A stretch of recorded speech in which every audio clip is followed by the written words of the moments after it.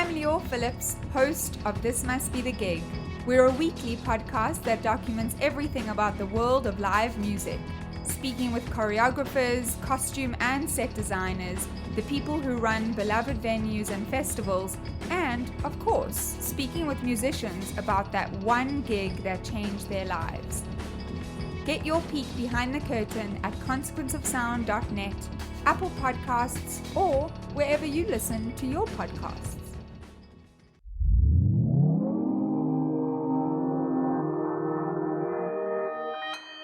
Consequence Podcast Network.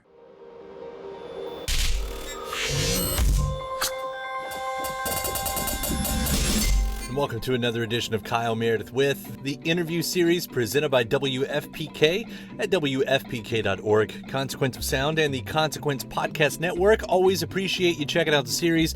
For all of you all who subscribe, thank you so much. For the ones who don't, we put out new interviews every Monday, Wednesday, and Friday. So if this is your type of thing, if you want to keep up with your favorite artists and discover new ones and know what's happening in the music world, hit that subscribe button. Let us deliver the goods straight to you 3 times a week. You can find us at all the major hotspots: iTunes, Apple Podcasts, Spotify, YouTube, or wherever you get your podcasts from. Again, just type in Kyle Meredith with subscribe. We'll take care of the rest.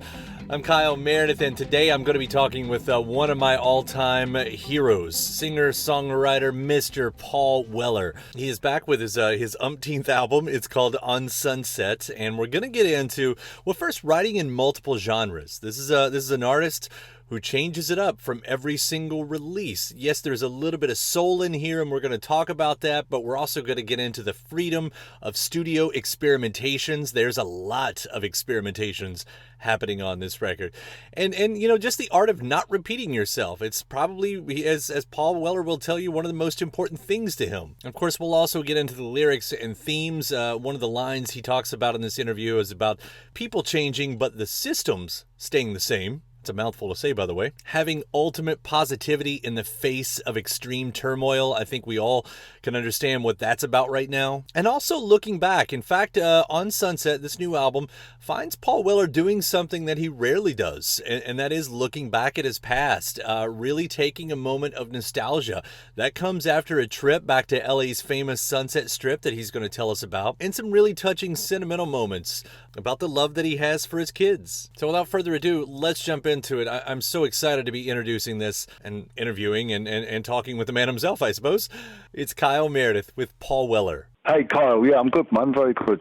I gotta compliment you on Sunset. You know, every single time you put out a record, I'm always surprised by what you do. I always find myself enjoying it, but I find that there's something extra happening with this record that it's another level for you. I don't know if you're feeling that, but I definitely sense that on my side of things. So I'll start with the compliments and congratulations on this record. We're going to go downhill from here.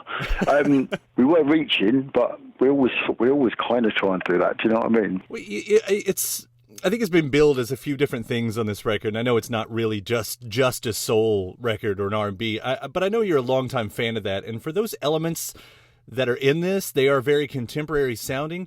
Do you approach those genres different nowadays than you might have in the past? Well, I mean, I'm trying to avoid genres as best I can. I mean, because I think, to me, the older I get, right, and the more music I hear, it all just gets smashed up into one beautiful thing to me, really. So in one song, there's loads of so many different influences, and obviously, the intention was to make something quite soulful sounding in our own way. But in one song, there could be lots and lots of different little layers and different little different influences. So to me, it's all one, really. Well, I know that is especially true in that very first song with Mirrorball. I mean, talking about so many pieces, so many sounds, so many movement. I mean, this sounds like a musician's playground is happening right here. Was that the case?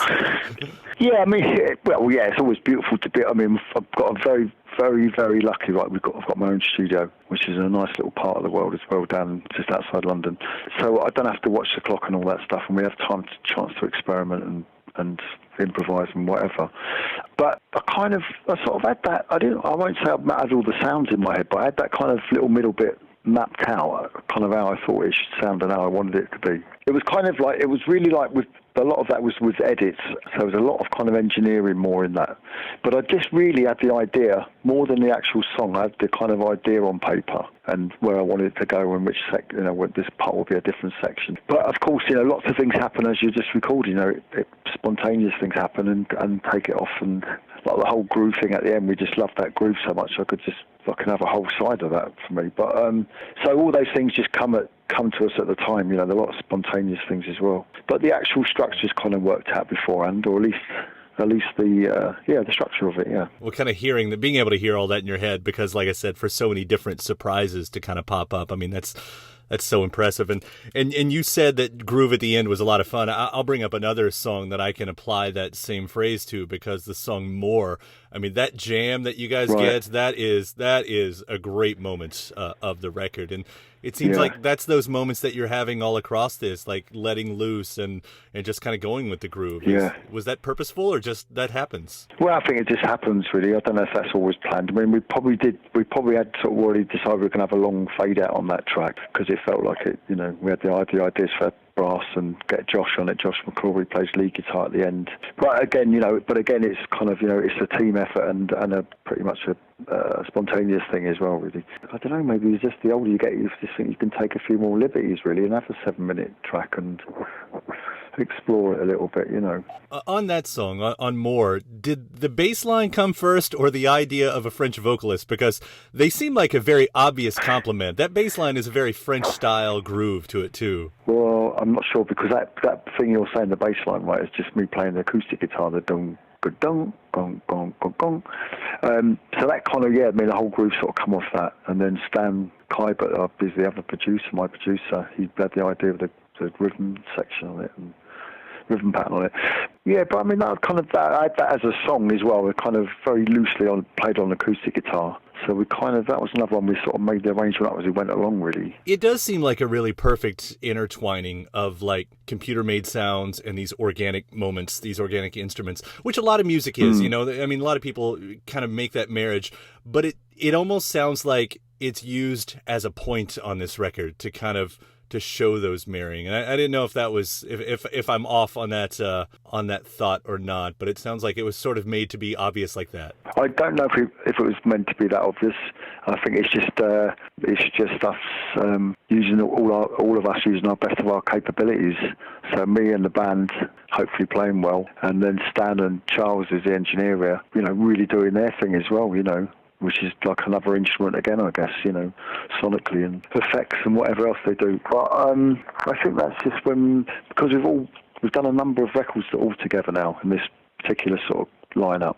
So I guess all those things feed into it. Do you know what I mean? It's kind of being out on the road for like 5 years together, or however fucking long it's been, maybe longer. I think, just that thing of just becoming more ensemble playing and everyone complementing each other, or trying to. And the engineers and producer as well. Now, to find all those sounds, I mean, and I'm talking from record to record, because again, that's not an obvious thing. Coming off of a record like True Meanings, being a very different style, and something like that. I mean, swinging that pendulum again. I mean, are these instances ever reactionary for you? I know there's some sense of just letting whatever happen, but especially going from an album like that to an album like that, do you ever find that it's reactionary, like I have to swing away from what I just did? Yeah, no, I don't think I'd think of it along those lines. I just think, well, I don't want to make another one like that. Maybe I'd come back in a few years' time and do another acoustic record. Who knows? But I wouldn't certainly want to make a part two. I've never ever wanted to do that. It was like when Stanley Road came out in the 90s, and that was a big record for over here anyway. And I think everyone expected it was going to be Stanley Road Part 2, and it just never happened. Do you know what I mean? So what would be the point? Right. And maybe more for, like, I suppose when you're starting out as a young band, you kind of establish the sound, and I could see the point in that. But I'm not at that. So I'm more conscious of not repeating myself, which gets increasingly more difficult the older you get and the more you do. I would imagine. But, I think we've all been set up for that. I mean, even going back to those early days, going just from the jam to the Style Council should have set everybody up for, kind of gearing getting ready for not knowing what to expect next. I mean, you've made an entire career out of that, and that's fun. Yeah, I don't. Well, yeah, but it's more that thing. I don't like to think I'm repeating myself. It comes more from that. I want to bring up this song, which is probably one of my favorites off the record, and that's Equanimity. Right. Is this like a pacifist call to action? Is that a fair assessment? Well, I mean, it kind of works on a few different levels, that song, you know. I mean, for me, right, it's got a different meaning because I'm kind of sort of talking about me and my wife and how we could do with some sort of equanimity at times and in our family generally. But so it's kind of me sort of talking along those lines. But then I can also see it as the general philosophy in the world as well, which will never, ever fucking happen, but one can only dream. But anyway, yeah, because we live in such extreme times and such extreme views and behaviour. So I don't know, yeah, so it could kind of work on both levels. But then the verses are different again, you know, they've got that sort of kind of slight sort of cabaret Berlin 30s sort of thing to them, or in my head anyway. But they kind of try and say, you know, look, life is so short. They don't say this in such words, but life is so short, and death is one certainty we've got. So we should really try and get on and be happy, and so it's got a little bit of that message to it as well, I suppose. I don't know, but you know, on that grander scale, then, if we can speak to that for a moment, because I know, you know, for some artists, you hope to inspire, you know, whether it's what the world needs now message, which does creep up in this or whatever. For you, you know, in those moments where you might hope to kind of push that bigger message, do you ever find that is a heavy rock to pull? Because, you know, inspiring through music isn't new, and it is something that we all need from time to time. But, you know, to push that message out over and over and over and then look out the world and see what we're in now, does it ever get frustrating? Well, it's frustrating, because you're saying the same things decade after decade, and that just means nothing really too much changes, you know. But then you'll see some other act of kindness in the world, or just around you, and then you think, actually, I do believe in us, and we have got good in us.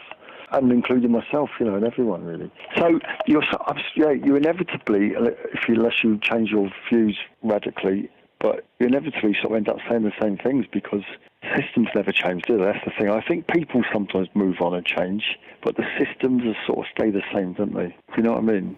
To have any kind of positivity, that's what I'm usually surprised with in musicians, and maybe that's a reactionary thing too, like when it gets so dire that we kind of, our body just takes over in those positive moments. And I'll bring up another song here with the first thing with Earthbeat, because that's what I get from that. It's this positivity in the face of what we're looking at. Yeah, I mean, obviously it was written way before the COVID-19 epidemics and all that stuff and lockdowns. But yeah, I would say that's exactly what it's trying to sort of give out. I was thinking of the joy when I was writing it, of the joy that I feel from, and I'm just sound probably very sentimental and sloppy, but I'll say it anyway. The joy I get from when I see my baby daughter, who's nearly, to be 3 in July. She just is the most, and I'm sure all parents say it, but she is the most beautiful, kind little person, trusting and lovely. And I just think she encapsulates everything I believe in, really. So I was trying to put that into that song. There's nothing wrong with being, you know, sentimental in those moments right there. I mean, I think we can all connect to that. You know, for me, right, I just look at her and think, if nothing else, and I've got many things, I'm a very lucky man, but if there was nothing else, right, I would be alive just to see her. So that's kind of, that's what I was trying to capture with that, really. I know this doesn't quite fit into that right there, but you know, in the press release, it does mention that this album does take a rare glance in the rear view. And I was wondering if that's true, was there any particular prompt that brought the looking back? Well, mainly I don't know if it's in all the songs, but there's a few songs, obviously, like Old Father Time and On Sunset as well, which I wrote that probably about 2 years ago. And I went to visit my son, my oldest son, who lives in LA, in Los Angeles. So I went to see him anyway, and I was staying really near the Strip. And I was staying right near the Whiskey on the corner there. I was staying in a hotel very nearby anyway. And so I was just walking around that little neighbourhood, and then going down, I saw the Sunset Marquee as well, that hotel. And anyway, so a lot of little sort of landmarks, which I thought, I haven't been around here for ages, right? And these are the first places I ever saw when I was 19, first time I come to America. when we played the Whiskey. And I was trying to think, my God, yeah, it's like sort of, I don't know, 43 years ago or whatever it is, you know, a long time ago. And not realising how much time had gone by, you know. And I was thinking, Jesus, trying to imagine myself as a young man of 19 being in Los Angeles then and then coming back as an old man, you know. Anyway, so it was it was really about that, you know, and quite reflective. Yeah, I imagine this, then I just take it further and I just think, well, imagine this character who goes looking for like old friends or old lovers and everyone's gone or moved on or married or whatever. And without realising all this time's elapsed, you know, because you've been busy doing whatever else or living or whatever. So really, yeah, like a little story like that, I suppose. Does that happen with the music at all too? Like, you know, it is fun, you know, kind of searching for an artist's, I don't know if influence is the right word, but, you know, favorite sounds within it. Like, I'll bring up Equanimity again. Like, I hear a little bit of Beatles in there, and there was the moment at the start of the title track, like, with that Sound of the Ocean, it was hard not to expect to hear Roger Daltrey kind of sneaking in, you know, with you know, or something like that. I wasn't thinking of Roger, even though I do love him and I think about him often, but I was just thinking of Los Angeles, where I was imagining that sound down by Santa Monica Beach. Suddenly the Sound of the Ocean becomes iconic, you know, it's in a way that I didn't expect anyway. That's yeah. Well, the whole record, again, I can't compliment you enough on Sunset. This is such a high watermark that you have pulled off here. So again, congratulations, man. Thank you, Carl. Thank you, man. Yeah, Paul, it has been such a pleasure to talk to you. Thank you for taking the time today. Pleasure too, mate. Yeah. We'll see you. Thank you. Thank you for your kind words as well. Thanks, man. Bye. See you around. Bye. My thanks, the legendary Paul Weller. Again, the new record is called On Sunset. It's absolutely one of my favorites right now. You got to check it out. Thanks to Paul. Thanks to you for listening to this episode as well. Again, if you're a subscriber, thank you so much. If you're not, and you feel so inspired, I do hope you hit that button. Again, you can find us at all the spots, any spots that you get your podcast from. That does include Spotify, YouTube, iTunes, Apple Podcast, and all of the rest. After that, head to WFPK.org. That's where I do a show Monday through Friday at 6 p.m. Eastern, an hour full of song premieres and music news, anniversary spins, and bonus interviews. Again, that's 6 p.m. Monday through Friday at WFPK.org. Consequence of Sound, they've got your music and film news. You can also find me on all the social media platforms, the major ones anyway, just at Kyle Meredith. Please do follow and like in the appropriate places. That does it for another edition. I'm Kyle Meredith. I'll see you next time.